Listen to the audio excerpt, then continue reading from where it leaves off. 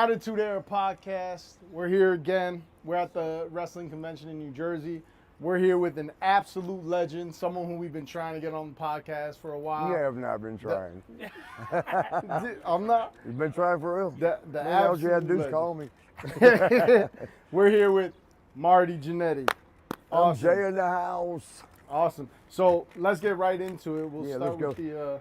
I got a broken fetlock or whatever them horses get.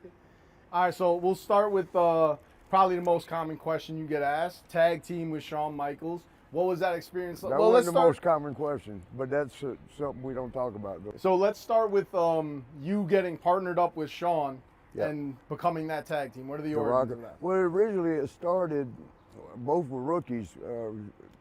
First year in the business, I was 6 months in. Shawn started down in Texas. I started in Kansas City, called the Central States area territory, and they had shipped him up. I'd been there, and I was already one of their champs, like tag team champion, and split it off, and we lost the belts to somebody.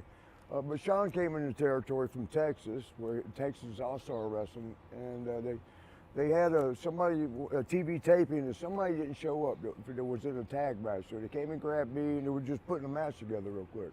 Grabbed Shawn, said, "You two guys, y'all seem to like each other. Because we'd done some partying already.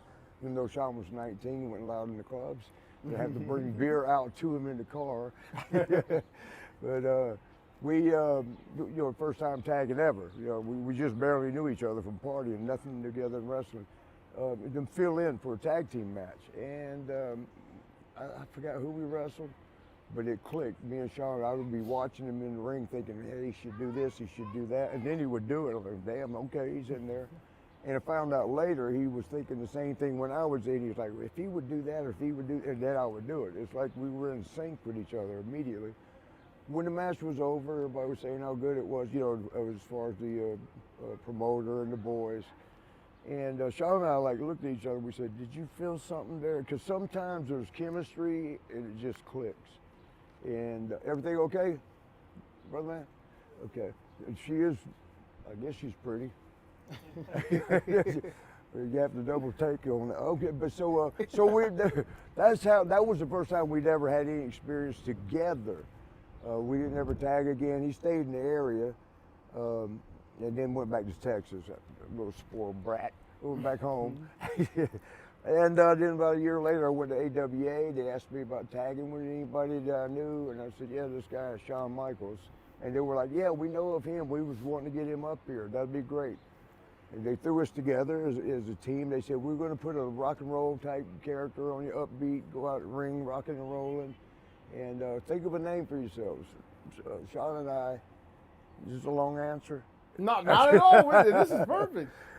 Shawn and I told each other, let's think of 100 names. And after about 40 or 50, it gets hard. And if we both thought of 100 names along that theme line, rock star kind of shit, if we happened to hit one together, that would be it. It would make sense that we both came up with the same thing.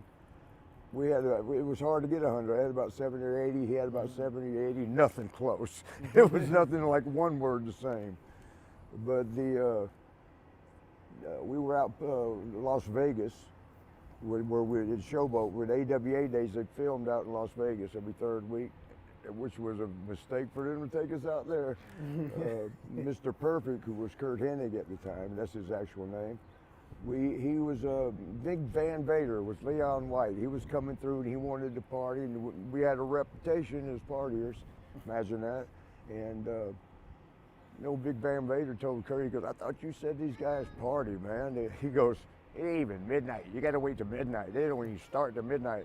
And then that Judas Priest song, living after midnight, rocking till the dawn. And Kurt's like, and we're sitting there like, it's funny he just said that they don't start till midnight. And then that song is exactly that, living after midnight. So he goes, there's your name and there's your song, Midnight Rockers. So Kurt really came up with it shit. In the song, it was so good for us because we were living it.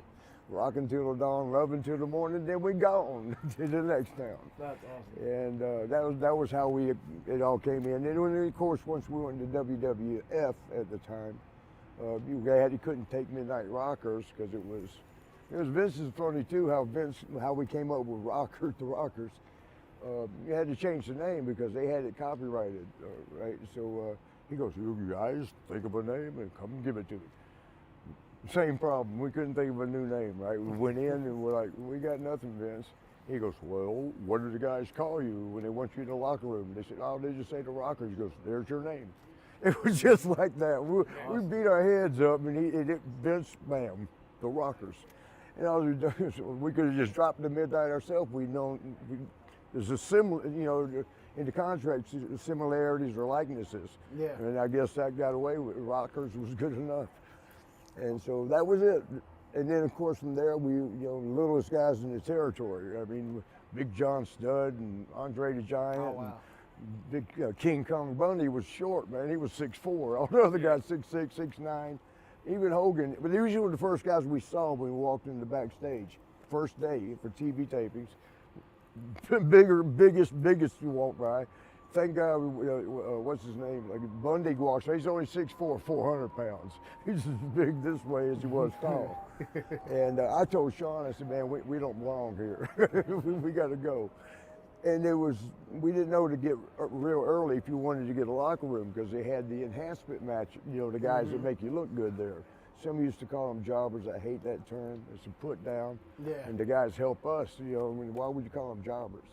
But we were outside of the dressing room, no more room. We just experienced the shock of the land of the Giants.